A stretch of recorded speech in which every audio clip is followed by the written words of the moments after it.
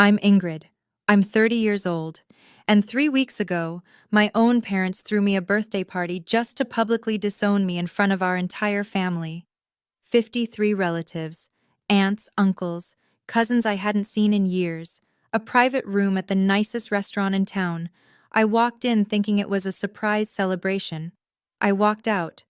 Well, I'll get to that. But here's what my parents didn't know. They weren't the only ones with a plan that night. And the woman sitting in the corner, the aunt they'd erased from our family 20 years ago, she'd been waiting for this moment. Before I take you back to that night, please take a moment to like and subscribe, but only if this story actually resonates with you. Also, I'd love to know, where are you watching from right now? Drop your location and local time in the comments. Now let me take you back 4 weeks, to the phone call that started everything. I was elbow deep in wet clay when my phone buzzed. The studio smelled like earth and coffee, and I almost didn't answer. Then I saw the name on the screen, Mom. My mother didn't call. She texted, short, clipped messages that read like orders. So when her name lit up my phone, my stomach did something strange. I wiped my hands on my apron and picked up. Ingrid. Her voice was honey, sweet, almost warm. That was the first red flag. I hope I'm not interrupting your little hobby.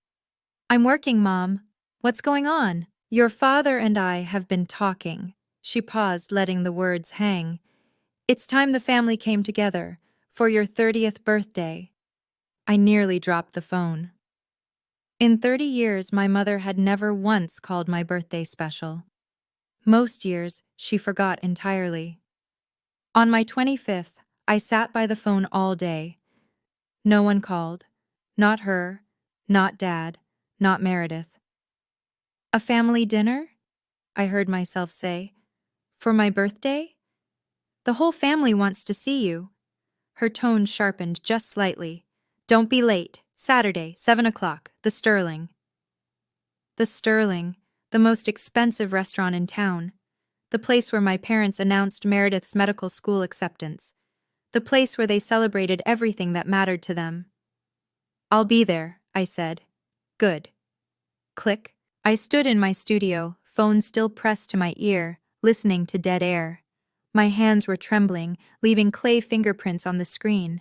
Something felt off, but hope, that treacherous, stubborn thing, whispered in the back of my mind. Maybe they've changed. Maybe this time will be different. I should have listened to my gut instead. 2 days later, Meredith showed up at my studio. She never visited.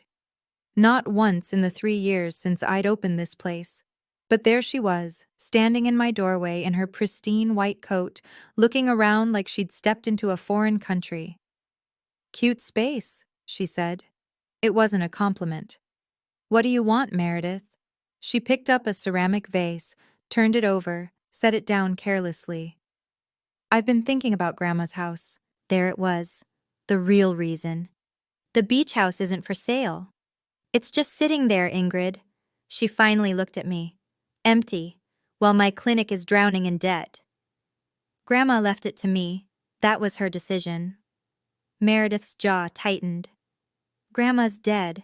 She doesn't need a beach house. But I need capital. The family needs that money. I set down my sculpting tool, carefully, slowly. That house is where Grandma taught me to make my first pot. It's not just anything to me. God, you're so sentimental. She rolled her eyes. This is exactly why Mom and Dad... She stopped herself. Why Mom and Dad what? She smiled. That perfect practice smile she used on patients. Nothing. Forget it. You should come to dinner Saturday. Mom has... plans. The word hung in the air between us. Plans, I repeated. Mm-hmm. She was already walking toward the door. See you there, sis. Wear something nice. The whole family will be watching. The door clicked shut behind her.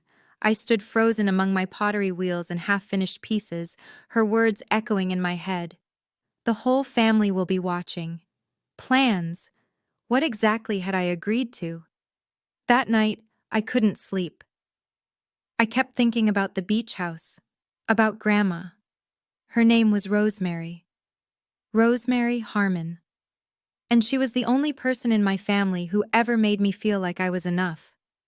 I was 15 the first summer she took me to that house. My parents had shipped me off. Too difficult, they said. Needs discipline.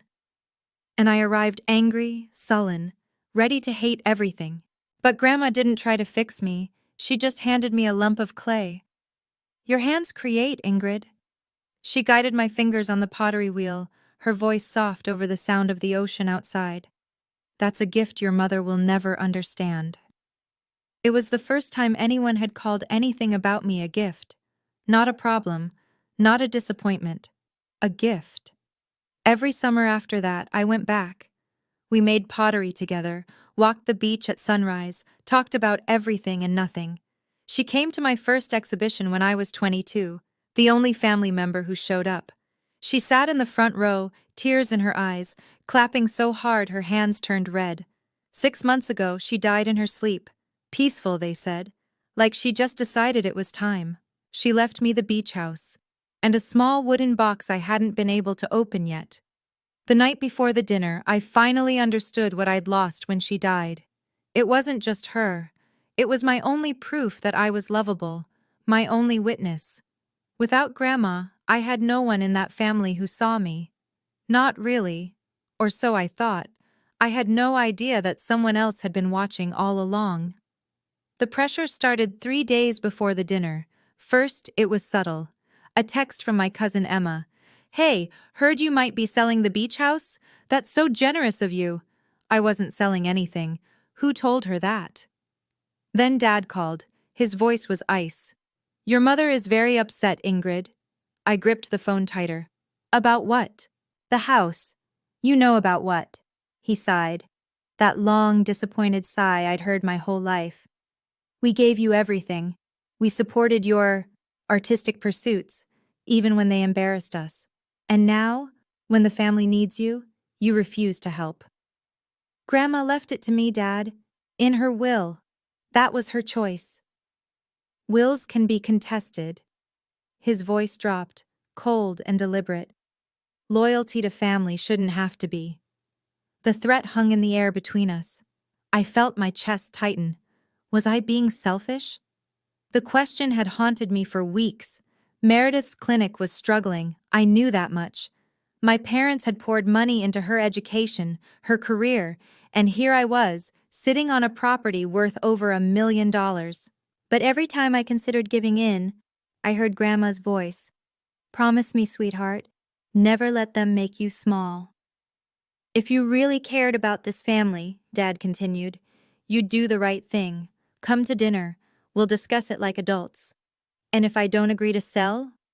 Silence. Then I suppose we'll know where your priorities lie." He hung up. I sat in the dark for a long time that night, doing the math. If I sold the house, I'd lose the last piece of her. If I kept it, I'd lose them. But somewhere deep down, a voice whispered, "Have you ever really had them?" The night before the dinner, I pulled out the dress. It was teal silk, floor-length, with delicate silver beading along the neckline. Grandma had given it to me for my 21st birthday. "For when you need to feel powerful," she'd said. I hadn't worn it since her funeral. I laid it across my bed and stared at it, trying to convince myself that tomorrow would be fine, that my parents genuinely wanted to celebrate me, that Meredith's comment about plans meant nothing. My phone buzzed.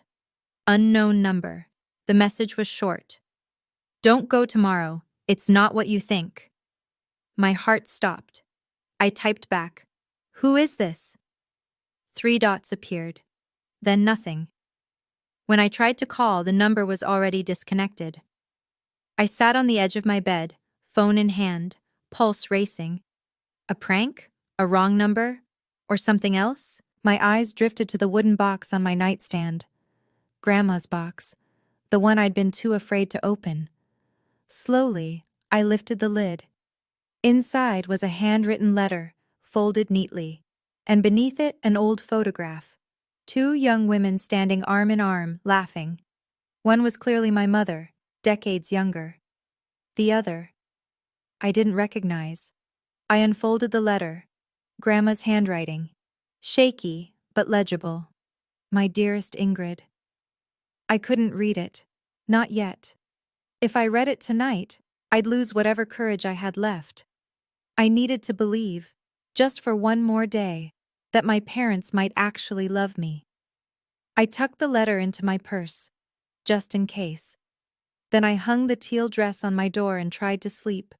Tomorrow, everything would change. I just didn't know how much. The Sterling looked different at night. Crystal chandeliers, white tablecloths, the kind of quiet that costs money. I'd only been here twice before, both times for Meredith. The hostess smiled when I gave my name. Ah, yes, the Spencer party. Right this way.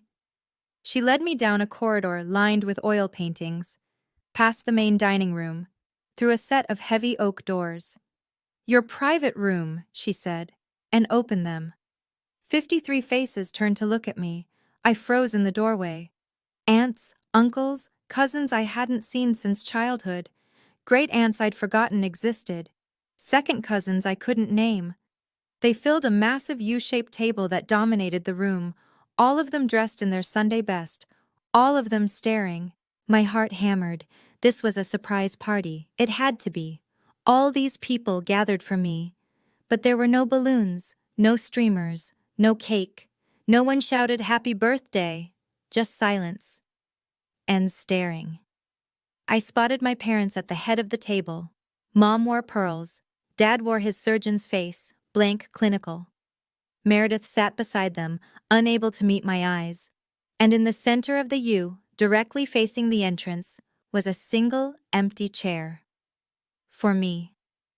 I walked toward it slowly, heels clicking on marble, feeling every gaze like a physical weight.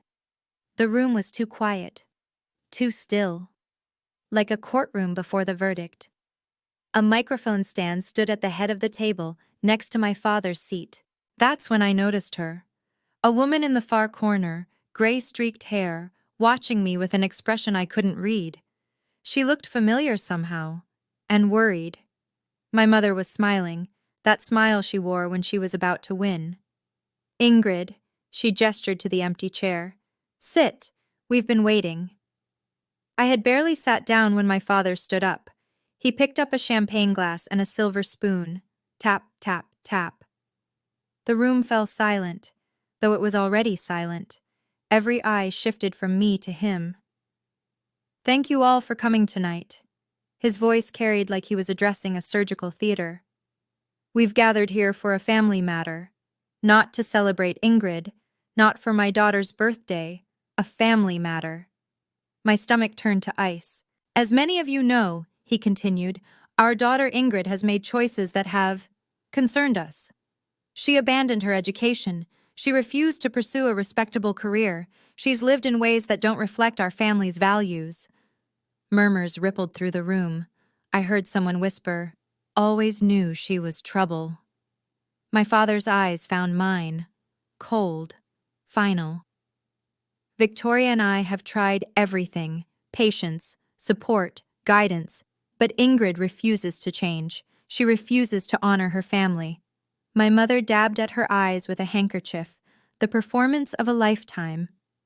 Therefore, my father said, as of tonight, we are making a formal announcement. He paused. The room held its breath. Ingrid Spencer is no longer a member of this family. The words hit me like a physical blow. Gasps scattered through the crowd. Cousin Linda covered her mouth. Uncle George shook his head slowly. Is this really happening? Someone whispered. My mother stood, smoothing her skirt. We gave her every opportunity. Her voice trembled with practiced grief. She chose shame over family. I couldn't move, couldn't breathe. 53 pairs of eyes burned into me, and I was 15 again, standing in my parents' living room, being told I was too much trouble to keep. Then my mother reached into her purse and pulled out a folded piece of paper. The paper landed in front of me with a soft slap. Sign this, my mother said, and we'll let you leave with your dignity intact. I looked down. The words blurred, then sharpened. Legal letterhead, paragraphs of fine print, and at the bottom, a signature line with my name typed beneath it. Voluntary relinquishment of inheritance rights. The beach house. This was about the beach house. It had always been about the beach house. Everything clicked into place.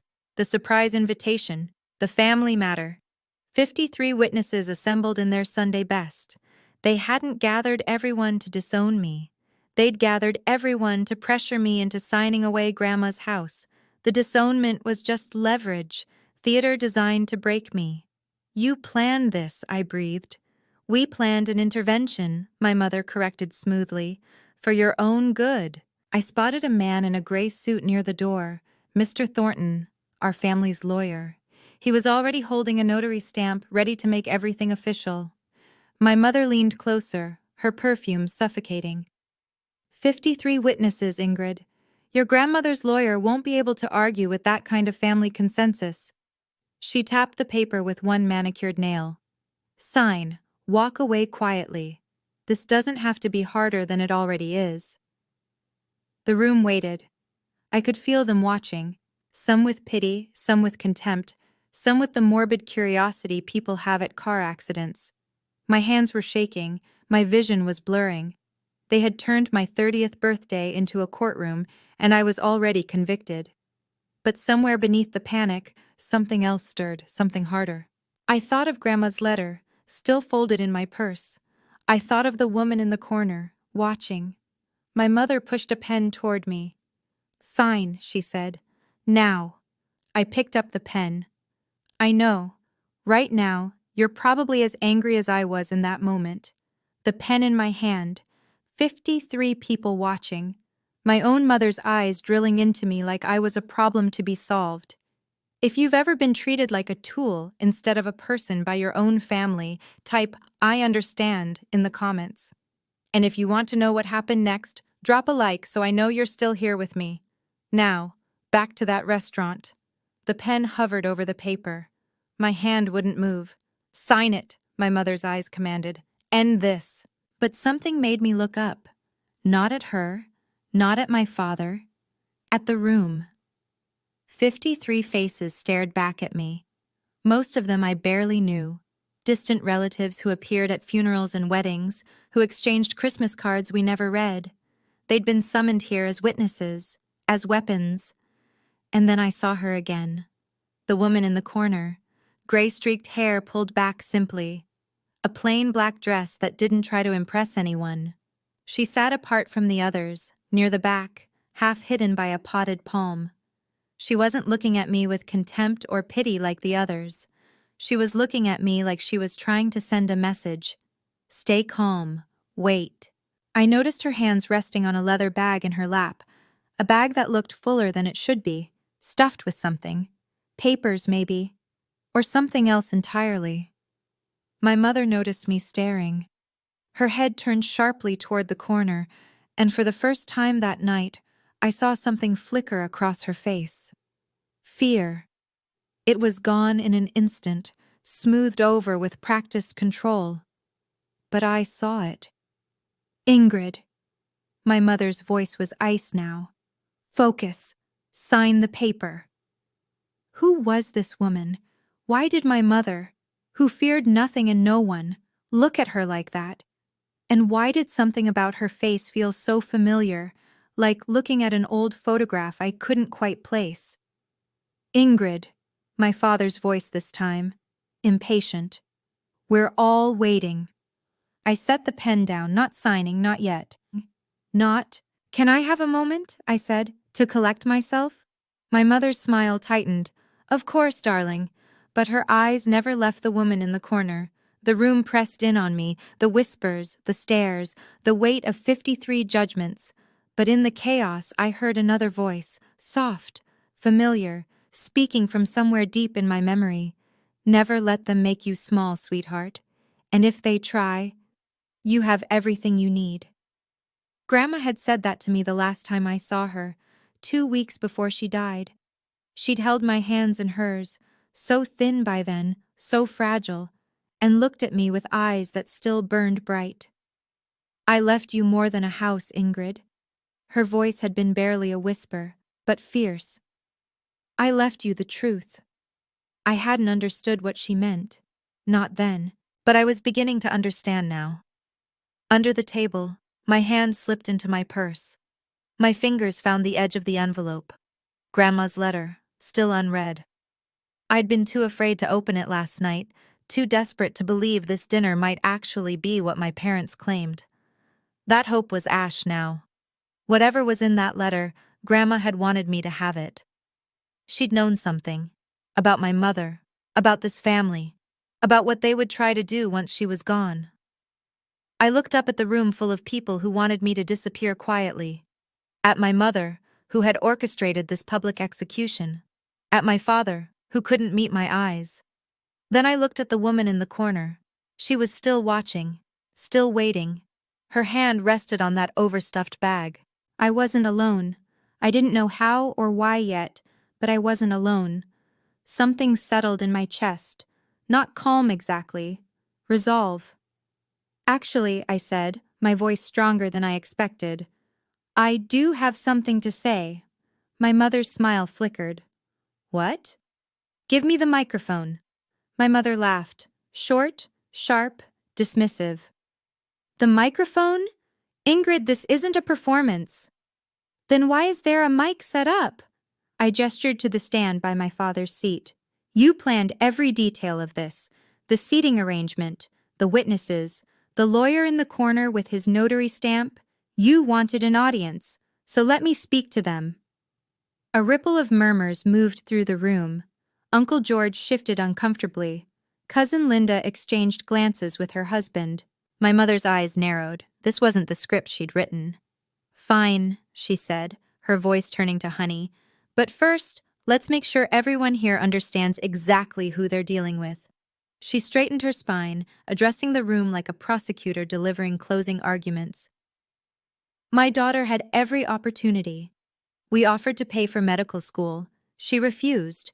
We offered her a position at the family practice. She chose to play with clay instead. Someone snickered. I couldn't tell who. Her first gallery show? My mother's voice dripped with pity. 3 people attended. 3. One of them was a homeless man looking for free wine. Heat rushed to my face. That show had been 8 years ago. I'd cried for a week afterward, and she'd saved it, weaponized my lowest moment to use against me now. And when she was 23, my mother continued, her voice rising, desperate and broke. Do you know what she did? She came to us, begging for money. She turned to face me, triumph in her eyes.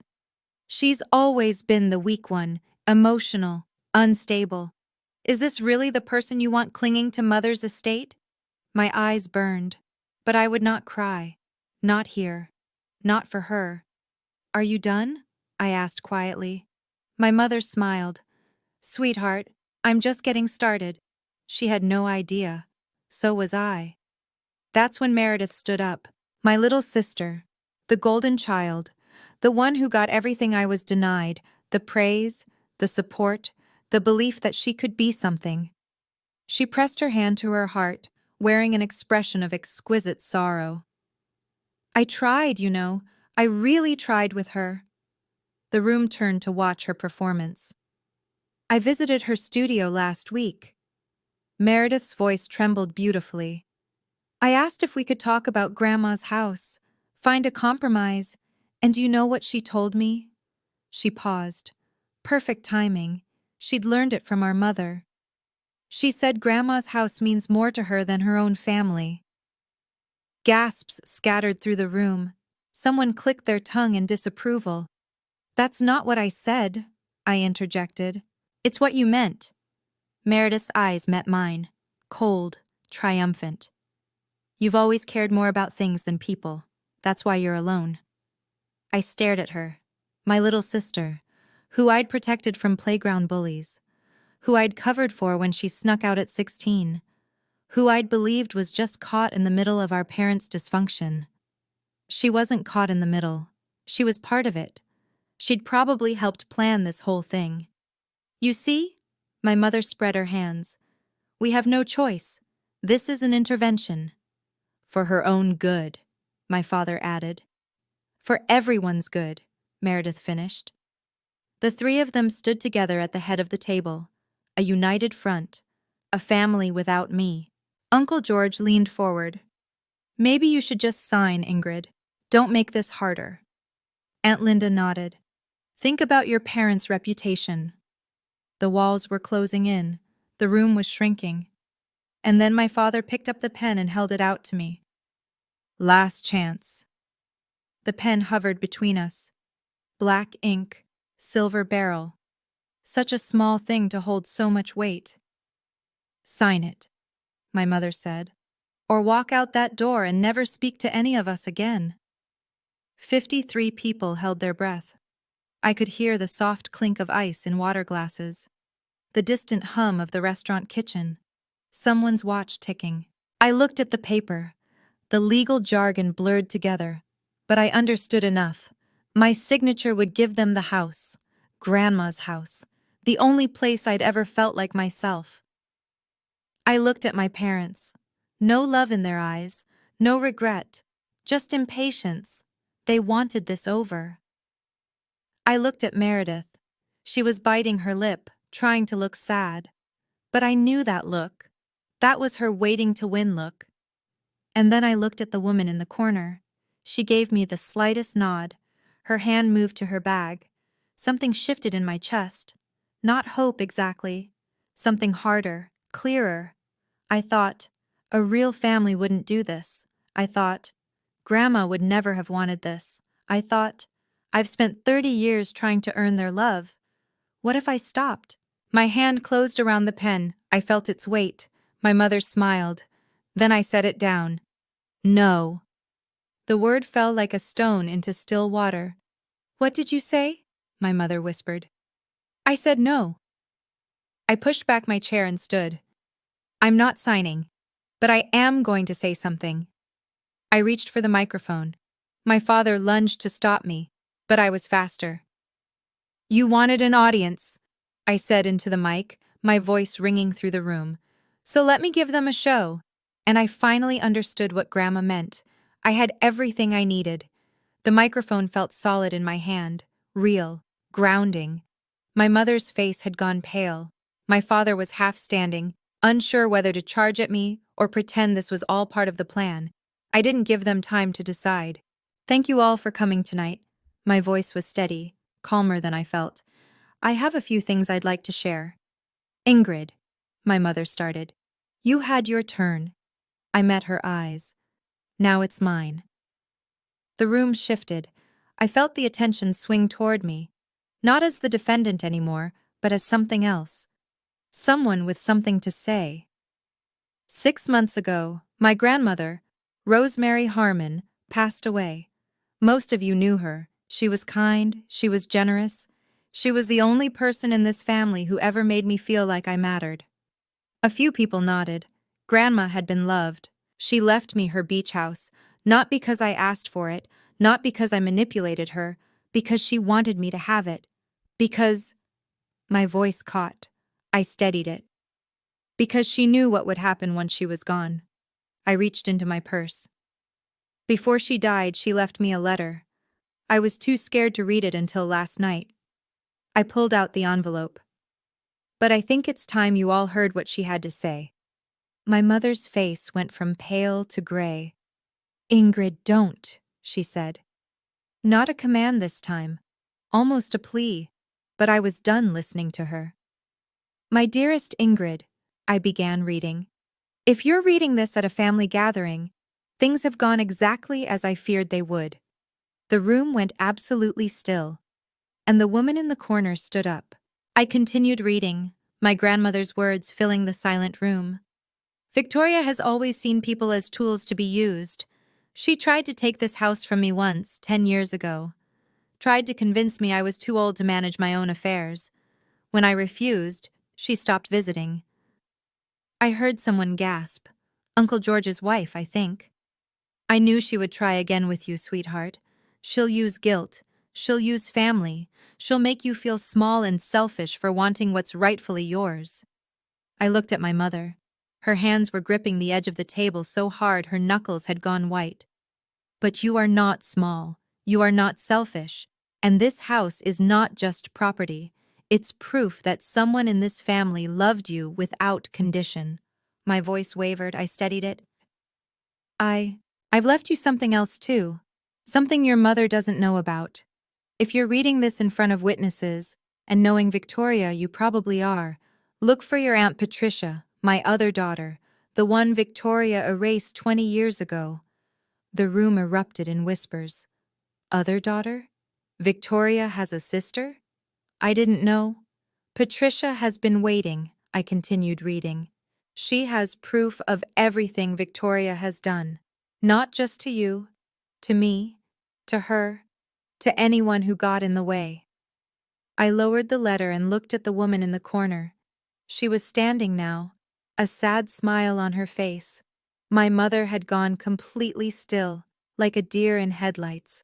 "Hello, Victoria," the woman said, her voice carrying across the room. "It's been 20 years. Did you miss me?" My mother's mouth opened.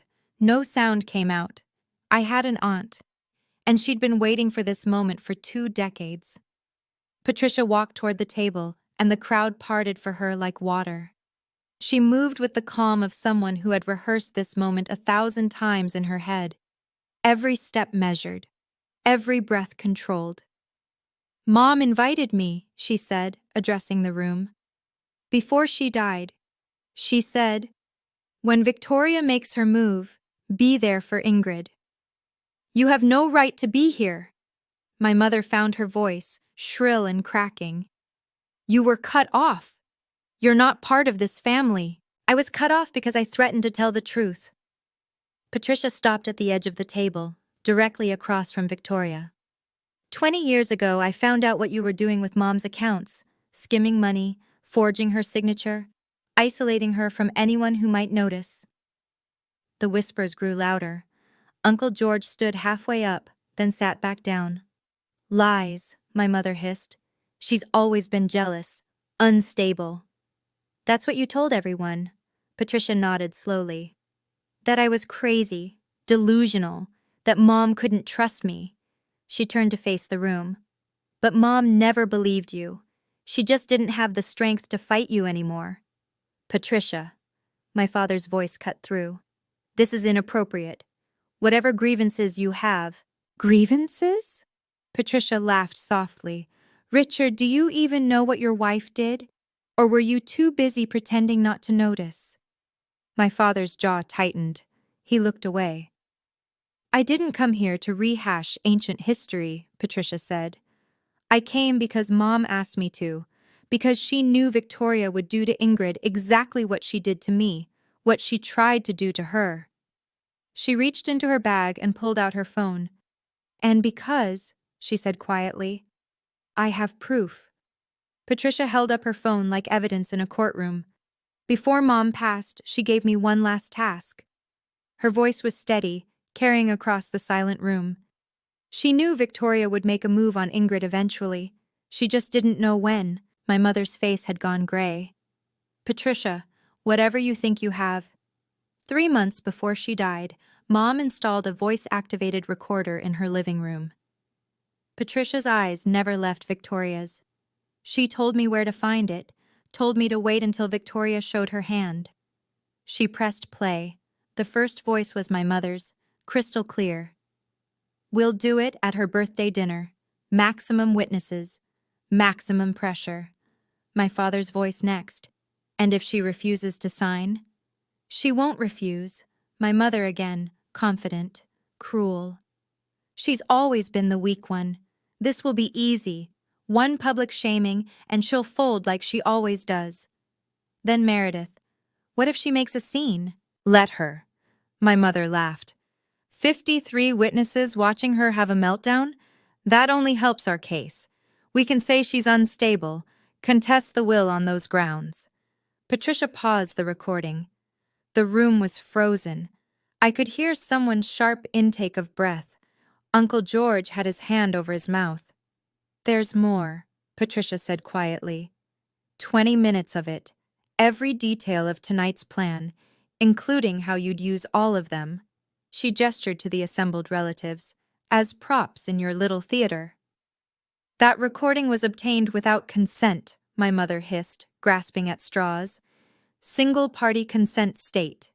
Patricia's voice was calm. Mom was in her own home. It's admissible anywhere. The silence stretched.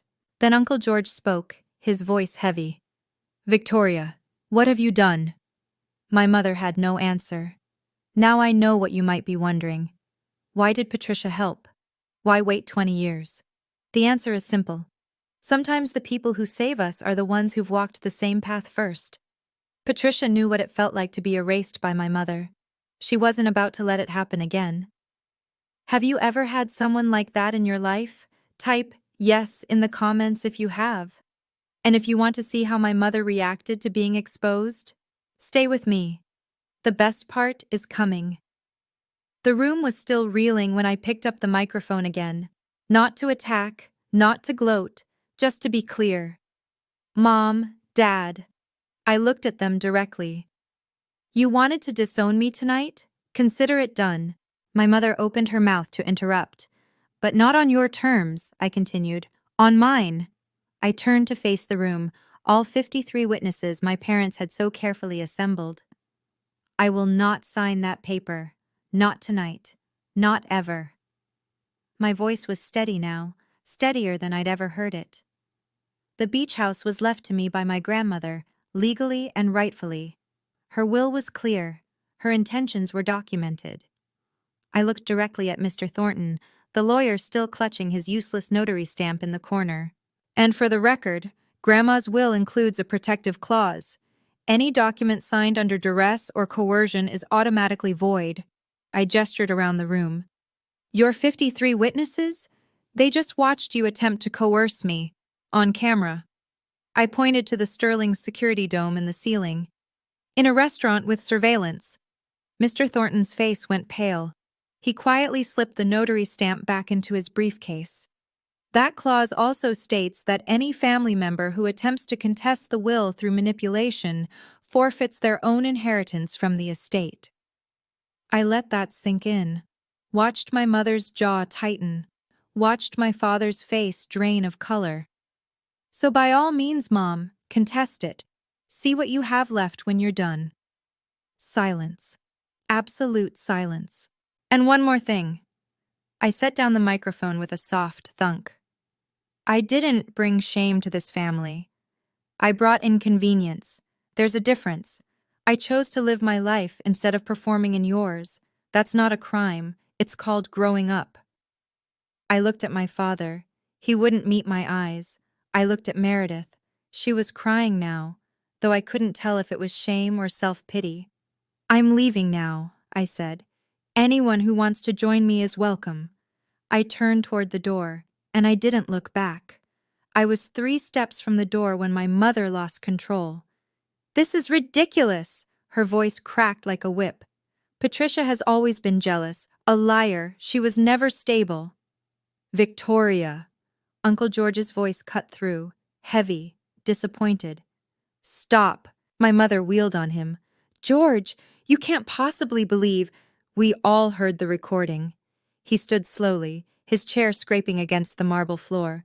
We heard you planning this, planning to humiliate your own daughter for money. For Meredith's clinic, for the family. For yourself. Aunt Linda rose to stand beside her husband. It's always been for yourself, Victoria. We just didn't want to see it. The dam broke. Voices erupted from around the table. I can't believe we came here for this. 20 years you said Patricia was crazy. Poor Rosemary. She must have known all along. My mother spun in circles, trying to address each accusation, each desertion. But they kept coming. My father remained frozen in his seat, staring at the tablecloth like it held the answers to everything that had gone wrong. He didn't defend her. He didn't defend himself. He just sat there. Meredith had her head in her hands, mascara running down her cheeks. This wasn't supposed to happen, I heard her whisper. This wasn't the plan. The plan failed. Patricia's voice was gentle, almost pitying. They usually do when they're built on cruelty. People were standing now, gathering their coats, heading for the door. "Where are you going?" my mother demanded. "We're not finished." But they were finished. With her. With this. "Ingrid," her voice turned desperate. "Ingrid, wait. We can talk about this." I stopped at the door. "No, Mom," I said quietly. "We really can't." And I walked out. The night air hit my face like a blessing. Cool, clean, free. I stood on the sidewalk outside the Sterling, my heart pounding, my hands still trembling. But I was smiling. I couldn't help it. I was actually smiling. "Ingrid, wait!" I turned. 3 figures were hurrying out the restaurant door. Young faces, worried faces. Emma, Tyler, and Lily, my younger cousins. Emma reached me first, slightly out of breath. "Can we come with you?" I blinked. "What?" "We don't want to stay in there." Tyler jerked his thumb back toward the restaurant. That was insane. What they tried to do to you." Lily nodded vigorously. She was only 19, the youngest of the 3. "My mom always said I should be more like Meredith, but I think—" She hesitated, then squared her shoulders. "I think I'd rather be like you." Something cracked open in my chest. Not pain this time, something warmer. "Are you sure?" I asked. "Your parents—" "Can make their own choices," Emma said firmly, "just like we can make ours." Behind them, I could see more people streaming out of the Sterling. Some got into cars quickly, heads down, wanting to escape the fallout. Others stood in clusters, talking in low, urgent voices. And through the glass doors, I could still see my mother. She was standing alone now, arms wrapped around herself, watching everyone leave. "You'll regret this!" Her voice carried through the door, muffled but audible. "All of you!" Nobody turned around. "Come on," I said to my cousins. "There's a diner 2 blocks from here. I could use some coffee." "And pie," Tyler added. "Definitely pie." We walked away together. 4 of us. A new kind of family. Behind us, the door of the Sterling swung shut.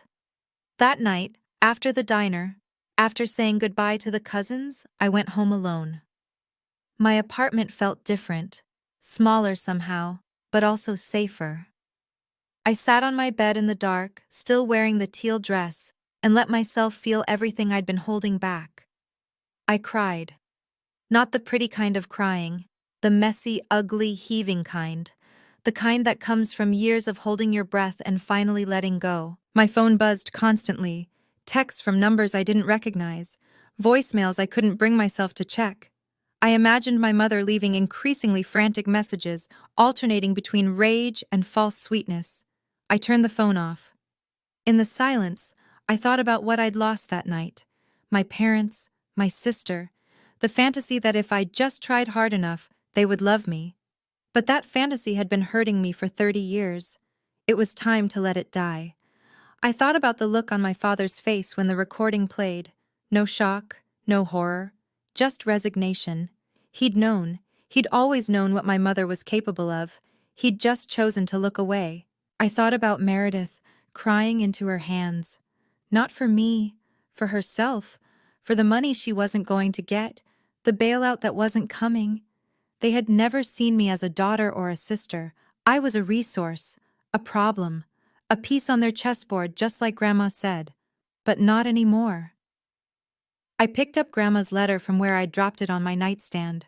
Read the last lines again. "Don't mourn the family you deserved, sweetheart. Build the one you choose." I folded the letter carefully and held it against my chest. "Okay, Grandma. I will." The fallout came faster than I expected. Emma called me a week later with updates, her voice bright with vindicated glee. "Uncle George and Aunt Linda pulled their investment from Meredith's clinic," she reported. "Said they couldn't trust the family's financial judgment after what they witnessed." I leaned back in my studio chair. "That's significant." "It gets better." Emma was practically giddy. 3 of Mom's friends from church stopped talking to her. Word got out about the birthday intervention. People are calling it that now, like it's a scandal. It was a scandal. My mother had built her entire identity around being the perfect matriarch, respectable, admired, in control. Now everyone knew the truth. "And your dad?" I asked carefully. "Dropped out of the golf club." Emma's voice softened.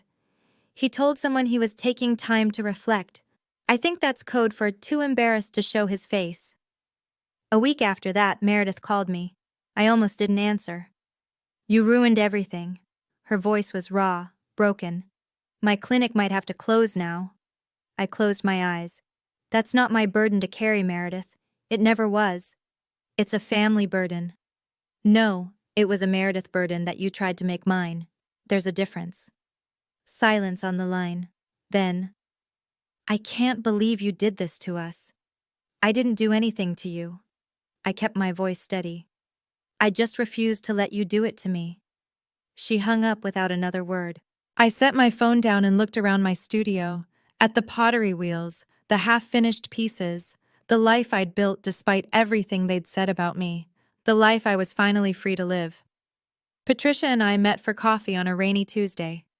She looked different in daylight, softer, less like a secret weapon, and more like what she was, a woman who'd spent 20 years carrying a heavy truth. "I owe you an explanation," she said, wrapping her hands around her mug, "about what happened, why I disappeared." "I'd like that." She took a deep breath. 20 years ago, I found receipts, bank statements. Your mother had been siphoning money from Mom's accounts for years, small amounts at first, then bigger. When I confronted her, Patricia paused. She didn't deny it. She just smiled and said, "Who's going to believe you?" I felt sick. And no one did. No one wanted to. Victoria was the successful one. The doctor. The golden child. Patricia laughed bitterly. "Sound familiar?" "Meredith." "History repeating." She nodded. "When I threatened to go to the police, Victoria told everyone I was having a breakdown, paranoid delusions. She even got a family friend, a psychiatrist, to suggest I needed rest. By the time I could defend myself, I was already the crazy sister." "But Grandma knew." "Grandma always knew." Patricia's eyes glistened. "She just didn't have the strength to fight Victoria anymore. So she planned, she waited, she set things up so that when Victoria finally made her move on you, I'd be there." 20 years of waiting, I murmured. "That's a long time." It was. Patricia reached across the table and squeezed my hand. "But you were worth it. Mom thought so. And now I know why." We sat in comfortable silence, rain streaking down the windows. "Your mother doesn't hate you, Ingrid," Patricia finally said. "She fears you, because you're the one thing she couldn't control." I let that truth settle into my bones. 1 month later, I stood on the deck of Grandma's beach house, watching the sun set over the water. The house was exactly as she'd left it. Faded floral curtains, mismatched pottery on every shelf, some hers, some mine, all made with love. The smell of salt air and old wood and something indefinable that just felt like her. I'd been here 3 times since the dinner. Each time it hurt a little less. This time, it almost felt like coming home. I'd started teaching pottery classes on weekends. Nothing fancy, just a folding table on the deck, a portable wheel, and whoever wanted to learn. Emma came to the first one, Lily to the second. Tyler showed up last week, sheepish, claiming he was just curious. Patricia visited every Sunday for dinner. We were building something neither of us had expected. A family, small, imperfect, chosen. My phone buzzed. A text from Emma. "Lily wants to know if you're doing a class tomorrow. She's bringing a friend." I smiled and typed back, "Always room for more." I leaned against the deck railing and thought about Grandma. About her standing in this exact spot, watching the same ocean, making the same choice every day to hold on to what mattered.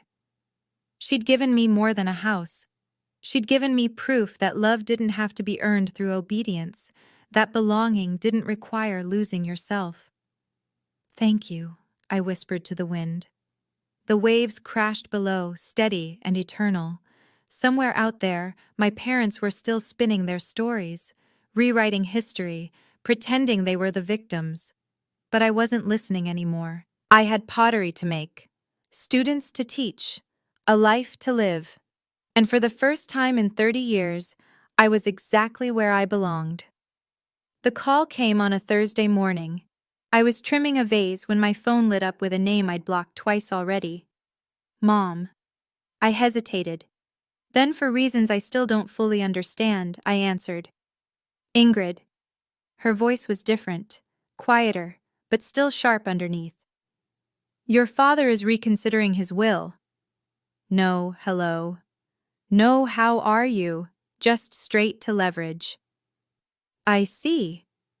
If you apologize publicly and sign over the beach house, we might reconsider your place in the family. I set down my trimming tool, looked out the window at the ocean. Mom, I said slowly, I'm going to say this once. I'm listening. I don't need your will. I have everything I need. I don't need your approval. I've learned to live without it. And I don't need a place in a family that treats love like a transaction. Silence on the line. You'll regret this, she said finally. When you're old and alone, I'm not alone. I thought of Patricia, Emma, Tyler, Lily, the students who came every weekend to learn. I have family, real family. They just don't share your name. I could hear her breathing, sharp, angry. But Mom, I paused, surprised by what I was about to say. If you ever want a real relationship, not control, not obedience, just honesty, my door is open. Those are my terms. The silence stretched. Goodbye, Ingrid. Click. I stared at my phone for a long moment. Then I set it down, picked up my trimming tool, and went back to my vase. She never called again. I kept my door open anyway, not because I expected her to walk through it, but because I refused to become her. Some boundaries are walls. Others are invitations. I chose the second. So that's my story. On my 30th birthday, my parents tried to publicly disown me in front of 53 relatives. They thought shame would make me small. They thought pressure would make me break. They were wrong. If you're watching this and you recognize your family in mine, I'm sorry. I'm so sorry you know what this feels like. The constant second-guessing, the hunger for approval that never comes, the way you twist yourself into smaller and smaller shapes, hoping that this time, this version of you will finally be enough. It won't be, because the problem was never you. I want you to know something. You are allowed to set boundaries. You are allowed to walk away. You are allowed to choose who deserves a place in your life and who doesn't. Blood doesn't equal family. Shared history doesn't equal love. And staying silent while people hurt you isn't loyalty. It's self-destruction. My 30th birthday was supposed to be my lowest moment. Instead, it became my turning point. The night I stopped asking permission to exist. The night I learned that the people who try hardest to make you small are usually the ones most afraid of what you'll become. 3 weeks later, I'm standing in my grandmother's house, building a life she would have been proud of. Teaching, creating, learning how to take up space without apologizing for it. It's not easy.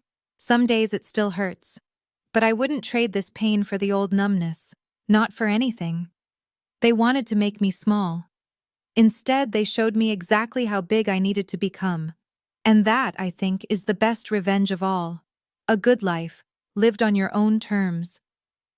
Thank you for being here with me. If this story touched something in you, type boundaries in the comments, because that's the most important lesson I learned. And if you want to hear more stories about standing up for yourself, hit subscribe and turn on notifications so you never miss one.